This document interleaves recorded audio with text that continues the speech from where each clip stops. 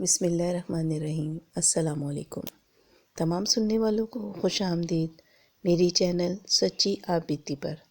تو جن دوستوں نے ابھی تک میری چینل سچی آپ بیتی کو سبسکرائب نہیں کیا ہے وہ اسے سبسکرائب کریں اور بیل کے بٹن کو آل پر پریس کریں تاکہ آپ کو ملتی رہے چینل پر آنے والی تمام نیو اپڈیٹ۔ اور جن دوستوں نے میرے چینل کو بھی سبسکرائب کیا ہے میں اپنے نیو سبسکرائبر کو ویلکم کرتی ہوں۔ تمام دوست اپنی سچی آپ بیتی جو میرے ساتھ شیئر کرنا چاہتے ہیں وہ انسٹاگرام پر آ کر اپنی سچی آپ بیتی میرے ساتھ شیئر کر سکتے ہیں۔ اور آپ لوگوں کا شکریہ جنہوں نے میرے چینل کو پسند کیا۔ تو چلیے آج کی سچی آپ بیتی جو کہ ہمیں فرخندہ نے بھیجی ہے سنتے ہیں۔ فرخندہ بتاتی ہیں کہ یہ سچی آپ بیتی انہوں نے اپنی دادی کی دوست سے جو کہ ان کی بہت ہی اچھی دوست تھیں عذرا خالہ ان سے سنی تھی۔ عذرا خالہ جو تھیں ان کی دادی کی دوست تھیں اور وہ ان کے گھر میں بہت ان کا آنا جانا تھا اور اکثر وہ اپنے قصے ہمیں سنایا کرتی تھیں۔ اور یہ قصہ انہوں نے ہمیں سنایا جو کہ ان کی بڑی بہن کے ساتھ پیش آیا۔ عذرا خالہ نے جو ہمیں قصہ سنایا یہ بہت ہی پر اسرار اور بہت ہی خطرناک قصہ تھا۔ عذرا خالہ بتاتی ہیں یہ ان دنوں کی بات ہے جب پاکستان دو حصوں میں تقسیم ہوا، ایک مشرقی پاکستان اور ایک مغربی پاکستان۔ وہ بتاتی ہیں کہ ہماری رہائش مشرقی پاکستان میں تھی، ہماری رہائش ڈھاکہ میں تھی اور ڈھاکہ کے قریب ایک چھوٹا سا گاؤں تھا جس کا نام تھا برحت بازار جو کہ ڈھاکہ کے قریب تھا اور اس ٹائم ہم لوگ وہاں رہائش پذیر تھے۔ ہم لوگ 6 بہن بھائی تھے۔ میری دوسرے نمبر کی بہن جو کہ بہت ہی خوبصورت تھی، اس ٹائم ان کی عمر 15 یا 16 سال تھی۔ اماں جو تھیں میری بیمار رہا کرتی تھیں جن کی بیماری کی وجہ سے تمام کام ان کی بہن کیا کرتی تھیں، اور والد صاحب جو تھے وہ میرے ریلوے میں ملازم تھے اور محدود آمدنی اور 6 بچے، وہ کوئی ملازمہ افورڈ نہیں کر سکتے تھے۔ ایک دن ان کی بڑی بہن چاول بوائل کر رہی تھیں اور اس کا پانی نکالنے کے لیے وہ صحن میں چلی گئیں کیونکہ صحن میں ان کے ایک درخت لگا ہوا تھا جو کہ کافی پرانا تھا اور صحن بھی جو تھا ہمارا وہ کچا تھا۔ باجی وہاں پر چاولوں کا پانی جو تھی وہ نکال رہی تھی کہ اچانک ہی وہ بے ہوش ہو کر نیچے گر گئیں۔ ہم لوگوں نے بڑی مشکلوں سے ان کو اٹھا کر اندر لا کر چارپائی پر ڈالا کیونکہ بڑے تمام بھائی جو تھے وہ ڈھاکہ میں اپنی پڑھائی کے سلسلے میں مقیم تھے اور والد صاحب بھی میرے ڈھاکہ میں ہی رہتے تھے۔ ہم چھوٹے بہن بھائی اپنی والدہ کے ساتھ گاؤں میں ہی رہائش پذیر تھے۔ آپا کی یہ بے ہوشی جو تھی باجی کی اس نے ہمیں بہت پریشان کیا۔ باجی جو تھی وہ بے ہوشی کی حالت میں ایک بھاری سی آواز میں گنگنا رہی تھیں، نہ جانے کون سی زبان میں وہ کچھ گنگنا رہی تھیں، بہت ہی عجیب طرح سے۔ پھر ان کو گھر پہ ہم لوگوں نے ڈاکٹر بلوایا اور انہوں نے ان کا چیک اپ کیا، کچھ دوائی دی اور تقریباً 1.5 سے 2 گھنٹے کے بعد وہ ہوش میں آئیں اور بالکل نارمل تھیں۔ اب وہ بالکل نارمل تھیں اور گھر کے کام کاج بڑے آسانی سے کر رہی تھیں اور ہم لوگ بھی مطمئن ہو گئے تھے کہ چلو شکر ہے وہ ٹھیک ہیں۔ مگر 1 ہفتے کے بعد پھر ان کے اوپر وہی دورہ پڑ گیا۔ یہ بے ہوشی جو تھی اس کا ٹائم جو تھا وہ کافی لمبا تھا اور وہ بے ہوشی میں ہی عجیب طرح سے عجیب سی آواز میں کسی سے باتیں کر رہی تھی جیسے کہ وہ کوئی اور ہی دنیا کی مخلوق ہوں۔ جب بے ہوشی کا جو تھا ٹائم لمبا ہو گیا اور وہ بے ہوشی میں ہی اپنا جو نام تھا وہ رحمت بتا رہی تھیں۔ بے ہوشی کی حالت میں وہ باتیں کر رہی تھیں اور اپنا نام وہ کرم دین بتا رہی تھیں اور اسی حالت میں اٹھ کر وہ گھر کا تمام سامان ادھر سے ادھر پھیلاتی اور اس کو بے ترتیب کر دیتی، گھر کے برتن اٹھا اٹھا کے پٹکتی اور عجیب و غریب حرکتیں کرنے لگ جاتی۔ جب ان کو پکڑنے کی کوشش کرو تو ان کے اندر نہ جانے اتنی طاقت کہاں سے آ جاتی تھی کہ وہ بڑے سے مرد کو بھی اٹھا کر پھینک دیتی تھی۔ ان کی ان حرکتوں سے اماں جو تھیں وہ بہت پریشان تھیں۔ پھر محلے والوں کی مدد سے ابا کو خط لکھا گیا، کیونکہ اس زمانے میں یہ ٹیلی فون اور موبائل نہیں ہوا کرتے تھے۔ پھر اللہ اللہ کر کے 5 سے 6 دن کے بعد والد صاحب جو تھے وہ گھر آ گئے۔ جب والد صاحب آئے تو ہم سب نے شکر ادا کیا۔ انہوں نے جب بہن کی یہ حالت دیکھی تو وہ کچھ تھوڑا بہت علم رکھتے تھے جنوں کے بارے میں۔ پھر ہمارے والد صاحب نے 40 دن کا چلہ کاٹا۔ وہ دن بھی ہم پر بہت بھاری تھے۔ والد صاحب کے کمرے سے عجیب و غریب آوازوں کا آنا، ایسا لگتا تھا کہ جیسے اندر کوئی چیخ پکار کر رہا ہو اور 2 شخص جو تھی آپس میں وہ لڑ رہے ہوں۔ اس طرح کی آوازیں ان کے کمرے سے آتی تھیں۔ والدہ صاحبہ بھی ابا کے کمرے میں جب جاتی، جب انہیں کھانا دینا ہوتا تھا، اور وہ بھی بہت خوفزدہ تھیں۔ پھر محلے کی ایک خالہ تھیں جن کا نام نسرین بی بی تھا۔ انہوں نے کہا کہ آپ اپنی بیٹی کی شادی جلد سے جلد کر دیں، مگر میرے ابا اس چیز پر راضی نہیں تھے۔ میری اماں نے کہا کہ ٹھیک ہے، ہمیں اپنی بیٹی کی شادی کر دینی چاہیے، لیکن ابا راضی نہ ہوئے، اور اس بات کو لے کر آئے دن اماں اور ابا کے بیچ میں لڑائی جھگڑا شروع ہو جاتا۔ اللہ اللہ کر کے ابا جان کا 40 دن کا چلہ جو تھا وہ مکمل ہوا، اور اس کے بعد گھر میں آیت کریمہ کا ورد کیا گیا۔ اس کے بعد گھر کے حالات کافی نارمل ہو چکے تھے۔ پھر ابا نے اماں سے کہا کہ تم اپنے میکے چلی جاؤ۔ ابا کے مشورے سے اماں نے میکے کا سفر باندھا، اور ہم تمام بہن بھائی اماں کے ہمراہ اپنے ننیال آ گئے۔ باجی اور اماں نے مل کر سامان کچھ پیک کیا۔ ہمارا ننیال جو تھا وہ انڈیا کے ایک چھوٹے سے قصبے میں تھا، غازی پور، اور وہاں ہم کو بذریعہ ٹرین جانا تھا۔ والد صاحب ریلوے میں تھے، جس کی طرف سے انہیں ایک کارڈ ایشو ہونا تھا، پاس، اور وہ اس پاس کے ذریعے ہم لوگوں کو ننیال وہ جو بذریعہ ٹرین جانا تھا۔ ہم تمام بچے بہت ہی خوش تھے، مگر نہ جانے کیوں ہماری باجی جو تھیں وہ اداس تھیں۔ اچانک ہی باجی جو تھیں ٹرین میں بے ہوش ہو گئیں۔ ان کو وہی دورہ پڑا، اور وہی بے ہوشی کی حالت میں وہ کوئی گانا گنگنانے لگیں، اور وہی ان کی جو آواز تھی وہ کافی بھاری ہو چکی تھی۔ ٹرین میں سب مسافر باجی کو حیرت سے دیکھ رہے تھے، اور کوئی کچھ کہتا تھا ان کے بارے میں، اور کوئی کچھ مشورہ دے رہا تھا۔ ٹرین میں جو مسافر تھے ان میں سے کوئی کہتا کہ ان کو مرگی کا دورہ پڑا ہے، انہیں جوتا سنگھاؤ، مگر میری امی نے کہا کہ نہیں، کیونکہ وہ جانتی تھیں کہ کیا مسئلہ ہے۔ پھر مسافروں کی ہی مدد سے باجی کو ہوش آیا، اور انہیں پانی وانی پلایا گیا۔ جب انہیں ہوش آیا تو باجی کی حالت ایسی تھی کہ جیسے برسوں کی مریضہ ہو، اور اللہ اللہ کر کے بنارس پہنچے۔ ہم لوگوں کو آگے غازی پور جانا تھا، مگر باجی کی یہ حالت دیکھتے ہوئے ہم لوگوں نے بنارس میں ہی اپنی جو خالہ تھیں ان کے گھر کچھ دن رکنے کا جو تھا پلان کیا۔ پھر ہم لوگوں نے بنارس میں اپنی جو بڑی خالہ تھیں ان کو پیغام بھجوا دیا کہ ہم لوگ کچھ دن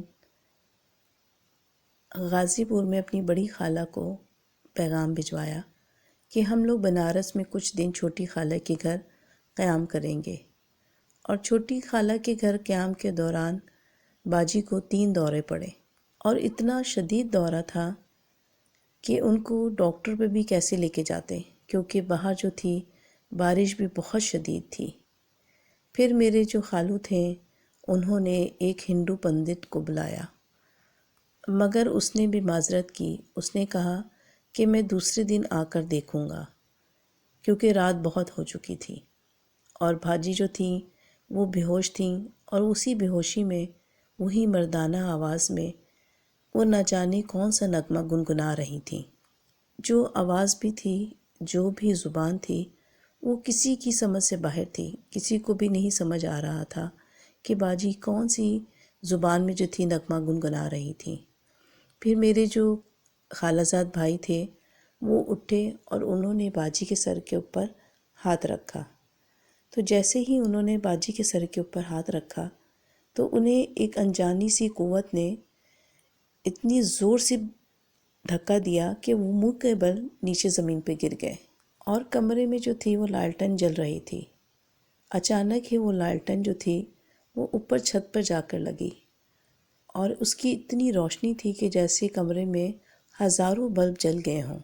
یہ سب منظر دیکھ کر ہم جو چھوٹے بچے تھے وہ خوف کے مارے چلانے لگے، اور تمام بڑے جو گھر کے افراد تھے وہ قرآن پاک کی تلاوت کرنے لگے، اور آدھے گھنٹے کے بعد جو وہ لالٹین چھت پر لگی ہوئی تھی وہ اپنے آپ ہی نیچے آ کر اسی جگہ کے اوپر جیسے کسی نے رکھ دی ہو، اور پھر وہ لالٹین جو تھی وہ بجھ گئی، اور تمام کمرے میں جو تھا وہ اندھیرا پھیل گیا، اور پھر کمرے میں جیسے کہ کسی کے بہت تیز سانس لینے کی آواز آ رہی ہو، جیسے کوئی غصے میں کھڑا ہوا بہت غصہ کر رہا ہو، اس کی سانس کی آواز پورے کمرے میں گونج رہی تھی۔ اور پھر ایک بہت ہی بھیانک آواز آئی جو کہ کسی مرد کی تھی۔ اس نے کہا کہ اگر کسی نے میرے اور اس کے بیچ میں آنے کی کوشش کی تو میں اسے ملیا میٹ کر دوں گا۔ اس کے بعد میری اماں جو تھی بہت پریشان ہوئی، اور اماں کے ساتھ ساتھ تمام خاندان بھی جو تھا وہ بے حد پریشان تھا، کیونکہ باجی کی جو حالت تھی، ان کو دورے پڑنا اور اس طرح کی مردانہ آواز میں کسی کا کہنا، پھر سب کو یقین ہو گیا کہ یہ کوئی جن ہے جو کہ باجی کے پیچھے پڑ گیا ہے۔ پھر ہماری بڑی خالہ کا تار آیا، کیونکہ تمام حالات انہیں بھی پتہ چل گئے تھے۔ انہوں نے اماں سے کہا کہ اسے غازی پور لے آؤ، کیونکہ یہاں ایک بہت بڑے عامل ہیں، ان کو دکھاتے ہیں، وہ انشاءاللہ تعالی اس مسئلے کا حل نکالیں گے۔ مگر باجی کی حالت ایسی نہ تھی کہ وہ سفر کر سکیں، اور اب ان کے دوروں کی جو شدت تھی وہ بڑھتی چلی جا رہی تھی۔ اس دن بھی باجی جو تھی ان کو وہ دورہ پڑا، اور وہ بے ہوشی کے حالت میں چارپائی پہ لیٹی ہوئی تھی کہ اچانک ہی وہ اٹھیں اور تیزی سے بھاگتی ہوئی باہر لان کی طرف چلی گئیں۔ بارش جو تھی وہ شدید ہو رہی تھی، اور لان میں بالکل اندھیرا تھا، مگر بادلوں کی جو چمک تھی، گرج تھی، اس کی وجہ سے تھوڑی تھوڑی دیر کے بعد جو روشنی تھی وہ لان میں ہوتی تھی بادلوں کی چمک سے، اور گھر میں کسی کی بھی ہمت نہیں تھی کہ وہ جا کر باجی کو پکڑتا۔ اور ان کے لان میں ایک بہت بڑا جھولا تھا، باجی اس پر جا کر بیٹھ گئیں اور تیز تیز جھولا لینے لگیں، اور اسی آواز میں، بھاری سی آواز میں وہی گانا گنگنانے لگیں، مگر ہم سب لوگ بہت خوفزدہ تھے۔ پھر 1 گھنٹے کے بعد وہ خود ہی وہاں سے اٹھ کر اندر آ کر چارپائی پہ لیٹ گئیں، مگر حیرت کی بات یہ تھی کہ اتنی شدید بارش میں باجی کے کپڑے بالکل بھی گیلے نہیں تھے، ایسا لگ رہا تھا کہ ایک بارش کا قطرہ بھی ان کے اوپر نہیں پڑا۔ وہ رات ہم لوگوں پر قیامت کی رات تھی، بہت ہی مشکل تھی، بہت ہی لمبی تھی۔ اللہ اللہ کر کے صبح ہوئی، اور وہی جو ہندو پنڈت تھا وہ آ گیا۔ جب اس نے باجی کو دیکھا، اس کے سامنے بیٹھ کر وہ اپنے منہ میں کچھ بڑبڑانے لگا۔ 15 سے 20 منٹ کے بعد وہ اٹھا اور کمرے سے باہر چلا گیا، اور اس نے خالو سے کہا کہ یہ جو معاملہ ہے یہ بہت ہی بگڑ چکا ہے، کیونکہ اس بچی کے اوپر ایک جن کا سایہ ہے، اور وہ جو جن ہے وہ مسلمان ہے، اور میں ایک ہندو ہوں، تو میں اس کا مقابلہ نہیں کر سکتا۔ اور وہ معذرت کر کے چلا گیا۔ پھر سب بڑوں نے یہ طے کیا کہ فوری طور پر ہمیں غازی پور جانا چاہیے۔ پھر میرے جو خالو تھے انہوں نے ٹرین کا ایک پورا ڈبہ بک کیا، تاکہ اگر باجی کو وہ دورہ پڑے تو دوسرے مسافر پریشان نہ ہوں۔ پھر ہم تمام لوگ جو خالہ کی فیملی اور ہماری فیملی اس ڈبے میں بیٹھ کر غازی پور کے لیے روانہ ہو گئی۔ باجی بالکل نارمل تھی، لگ ہی نہیں رہا تھا کہ ان کے اوپر کسی جن کا اثر ہے یا سایہ ہے۔ ہم سب لوگ اطمینان سے سفر کر رہے تھے کہ اچانک ہی باجی اٹھیں اور انہوں نے زنجیر کھینچ دی، جس کا جرمانہ ہمیں بھرنا پڑا، اور یہ حرکت باجی نے کئی دفعہ کی۔ ریلوے کے حکام نے ہم سے کہا کہ اگر اب کی بار آپ لوگوں نے یہ حرکت کی تو آپ تمام افراد کو ٹرین سے اتار دیا جائے گا۔ اور رات کا اندھیرا تھا اور ٹرین جو تھی بہت ہی ویرانے میں سفر کر رہی تھی۔ پھر میرے خالو نے میرے جو خالہ زاد بھائی تھے ان دونوں کو اس زنجیر کے پاس کھڑا کر دیا اور ان سے کہا کہ کوشش کرنا کہ جیسے ہی یہ زنجیر کے پاس آئے اس کو زنجیر مت کھینچنے دینا۔ اور وہاں میری امی اور میری خالہ باجی کو ہاتھوں سے پکڑ کے بیٹھی تھی مضبوطی سے۔ اللہ اللہ کر کے ہمارا سفر کمپلیٹ ہوا اور ہم لوگ غازی پور پہنچ گئے۔ اور پھر ہم لوگوں نے غازی پور میں بڑی خالہ کے گھر قیام کیا۔ میری بڑی خالہ کے بیٹے جن کا نام فیاض تھا، انہیں نہ جانے کیوں میری بہن جو تھی وہ بہت ہی پسند آ گئی، اور انہوں نے اپنی امی ابو سے باجی سے شادی کرنے کی ضد باندھ لی۔ میری امی نے ان سے کہا کہ بیٹا ابھی مناسب نہیں ہے، مگر وہ باضد تھے کہ مجھے اس سے شادی کرنی ہے۔ پھر میری خالہ نے کہا کہ بیٹا پہلے عالم کو بلاتے ہیں اور پھر ان کا معاملہ جو ہے وہ دیکھتے ہیں کہ کیا معاملہ ہے، کیا اثرات ہیں، پھر ہم بعد میں تمہاری شادی اس سے کر دیں گے۔ پھر عامر بابا کو بلایا گیا، اور جیسے ہی عامر بابا آئے تو باجی کو وہی بے ہوشی کا دورہ پڑا، اور وہی بے ہوشی کی حالت میں وہ عجیب سی آواز میں وہی نغمہ جو تھا وہی گنگنانے لگی۔ تو عامر بابا نے ان سے پوچھا کہ تمہارا نام کیا ہے؟ اور باجی جو تھی بے ہوشی کی حالت میں ہی انہوں نے عامر بابا سے کہا میرا نام کرم دین ہے، اور اگر تو سچا مسلمان ہے تو ابھی اور اسی وقت یہاں سے چلا جا۔ تو عامر بابا نے کہا میں تو یہاں سے چلا جاؤں گا، مگر تم مجھے یہ بتاؤ کہ تم اس لڑکی کو کیوں پریشان کر رہے ہو؟ اس دن جن جس کا نام کرم دین تھا اس نے عامر بابا سے کہا کہ میں ایک مسلمان ہوں اور تمہارا کوئی بھی وار مجھ پر کا عمل نہیں کر سکتا، تو بہتر ہے کہ تم یہاں سے فوراً چلے جاؤ۔ تو عامر بابا نے کہا کہ تم اگر مسلمان ہو تو تم اس بچے کو اتنی تکلیف کیوں دے رہے ہو؟ اس نے کہا کہ میں کہاں اس کو تکلیف دے رہا ہوں، اس کے اپنے گھر والے اس کو تکلیف دے رہے ہیں، کیونکہ میں اس کو پسند کرتا ہوں اور میں اس سے شادی کروں گا۔ میرے تمام گھر والوں نے بھی اس لڑکی کو میرے لیے پسند کر لیا ہے۔ عامر بابا نے اس سے کہا کہ تمہیں معلوم ہے کہ ایک جن اور ایک انسان کی شادی نہیں ہو سکتی۔ تو جس پہ وہ جو باجی جو تھیں ان کے اندر جو جن تھا وہ بہت غصے میں آ گیا، اور اس نے کہا کہ مجھے حضرت سلیمان کی قسم یہ لڑکی میرے ساتھ ہمیشہ رہے گی، اور میں اس سے شادی کروں گا اور میں اس کو یہاں سے لے جاؤں گا۔ پھر عامر بابا نے کچھ پڑھنا شروع کیا، اور انہوں نے پھر باجی کے اوپر جب پھونک ماری تو باجی چارپائی سے 6 فٹ اوپر اچھلی اور سیدھی زمین پہ آ کے کھڑی ہوئیں، اور پھر فوراً وہ عامر بابا کے سامنے کھڑے ہو کر انہوں نے اتنی زور سے ٹانگ عامر بابا کو ماری کہ وہ کمرے سے گرتے ہوئے باہر صحن میں جا گرے، اور پھر وہ وہیں سے اٹھے اور انہیں اپنی جو موت تھی وہ سامنے نظر آ رہی تھی، وہ تو وہیں سے سر پیٹ بھاگے۔ عامر بابا کے گھر سے بھاگتے ہی میرے جو گھر والے تھے وہ سب پریشان ہو گئے، مگر میرے جو خالہ زاد بھائی تھے انہوں نے میری امی سے کہا کہ خالہ میں آپ کی بیٹی سے ہر حال میں شادی کرنا چاہتا ہوں، کیونکہ اگر اس کی شادی ہو گئی تو یہ جو بھی جن ہے یہ اس کا پیچھا چھوڑ دے گا۔ پھر میری امی نے ابا کو خط لکھا اور انہیں بتایا کہ اس طرح شادی کا جو معاملہ ہے بہن کی بیٹی کے ساتھ مطلب ہو رہا ہے، تو میرے ابا نے سختی سے شادی کی جو تھی باجی کی نہ کرنے کا کہا، سختی سے منع کر دیا شادی کا، مگر میری خالہ اور میری امی کی ملی بھگت سے باجی کی شادی جو تھی وہ ایک ہفتے بعد میرے کزن جو فیاض بھائی تھے ان سے ہونا قرار پائی۔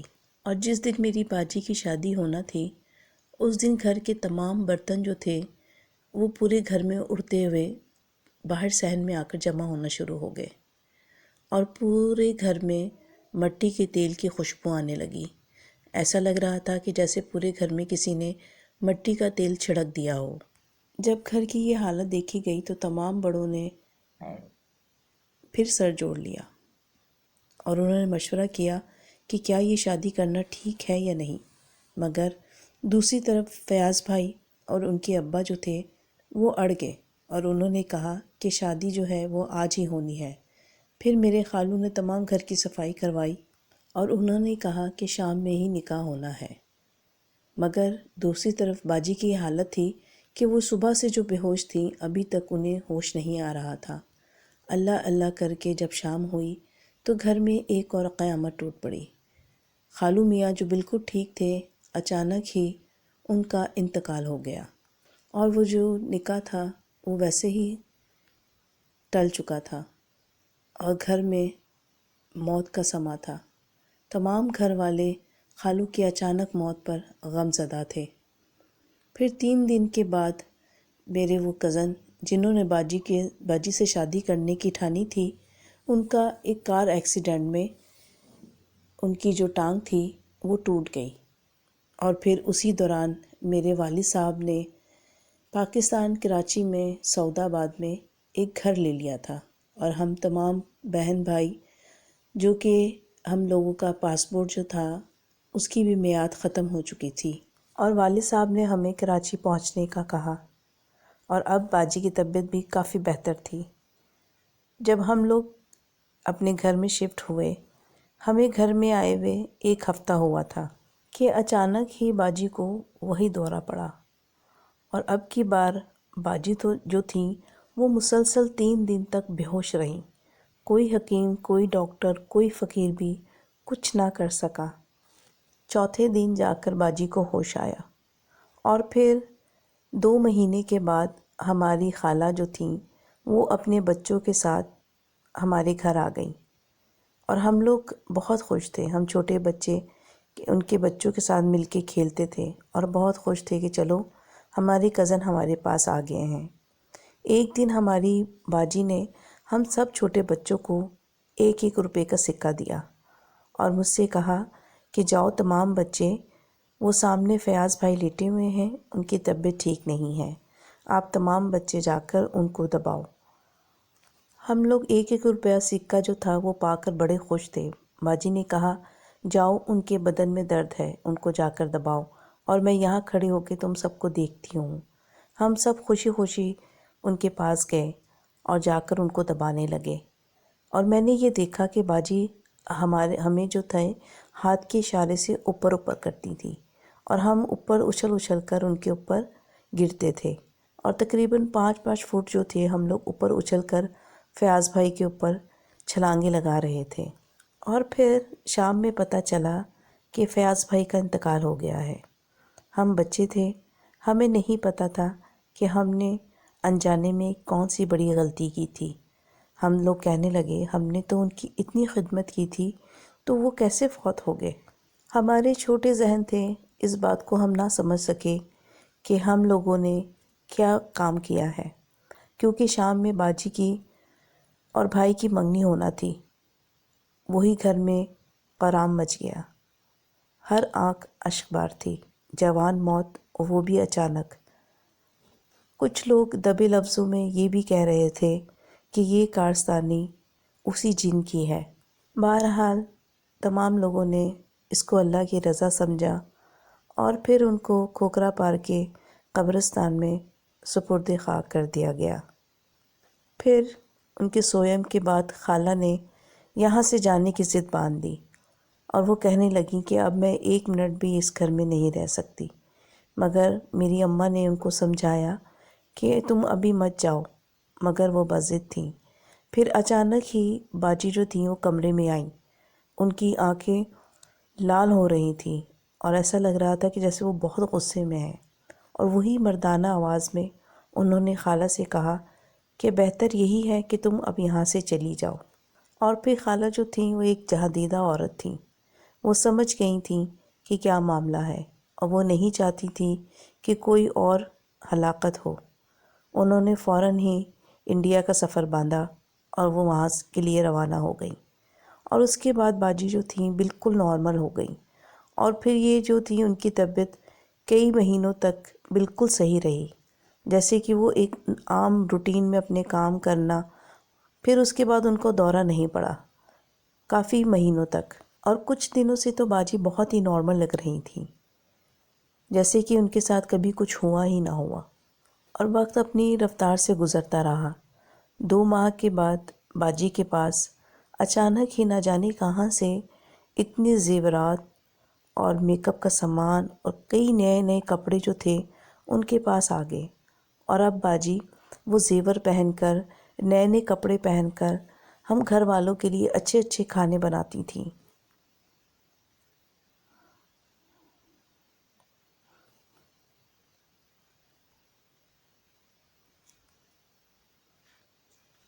باجی کا اس طرح سجنا سنورنا، میک اپ اور زیورات پہننا، اماں جہاندیدہ عورت تھیں اور وہ سمجھ چکی تھیں یہ تمام چیزیں ان کو اسی جن نے جس کا نام کرم دین تھا اس نے لا کر دی ہوں گی، مگر وہ ہمت نہیں جٹا پا رہی تھیں کہ ان سے کہہ سکیں یا ان سے پوچھ سکیں۔ پھر ایک دن اماں نے ہمت کر کے باجی سے پوچھ ہی لیا کہ تم اس طرح نئی نویلی دلہن بن کر گھر میں پھرتی ہو، کیا وجہ ہے؟ اماں کے پوچھنے پر باجی نے جس آواز میں جواب دیا وہ باجی کی آواز نہیں تھی۔ انہوں نے کہا کہ آپ اس معاملے میں مت ہی پڑیں تو اچھا ہے، آپ اس معاملے سے دور رہیں۔ اور پھر اس بات کے ٹھیک 1 ہفتے کے بعد بہت تیز بارش ہو رہی تھی، اور بادل بہت چمک رہے تھے، بجلی بہت کڑک رہی تھی، اور اتنی طوفانی بارش تھی۔ اور اس دن باجی کے کمرے سے بہت ہی عجیب و غریب آواز آ رہی تھی، جیسے بہت سارے لوگ ان کے کمرے میں جمع ہوں اور باتیں کر رہے ہوں آپس میں، اور یہ آوازیں تمام رات آتی رہیں۔ ہم بچے تھے، ان آوازوں سے بہت خوف زدہ تھے۔ ایسا لگ رہا تھا کہ جیسے بہت سارے لوگ آپس میں کسی بحث میں الجھے ہوئے ہوں۔ اور پھر صبح 4 بجے کی بات ہے کہ ہمارے گھر کے تمام کھڑکی دروازے جو تھے وہ دھماکے کے ساتھ کھل گئے، اور ایک گھر میں ایسا تھا کہ جیسے کوئی بہت ہی بڑا طوفان آیا ہو۔ ہوا ایسی تھی کہ پورے گھر کا سامان جو تھا وہ بکھر گیا تھا۔ ہم بچے خوف سے اپنی اماں کے ساتھ لپٹ گئے، اور ہمارے دیکھتے ہی دیکھتے باجی جو تھیں اپنے کمرے سے جیسے کہ کوئی ہوا میں اڑ رہی ہوں، اور ہمارے دیکھتے ہی دیکھتے وہ گھر سے باہر نکل گئیں، اور اوپر آسمان پہ بہت اوپر جا کر وہ غائب ہو گئیں۔ یہ منظر دیکھتے میری اماں نے بہت چیخیں، بہت چلائیں، بہت باجی کو آوازیں دیں، مگر انہوں نے کسی کی آواز کا یا کسی کی پکار کا کوئی جواب نہیں دیا۔ پھر اس کے بعد ہم نے کبھی بھی اپنی بہن کو نہیں دیکھا۔ ہم لوگ اماں سے پوچھتے کہ اماں باجی کہاں گئیں، تو اماں کہتی کرم دین اسے اپنی بیوی بنا کر اپنی دنیا میں لے گیا ہے۔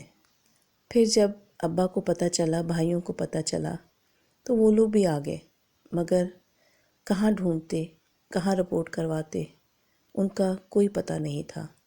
خیر جب تک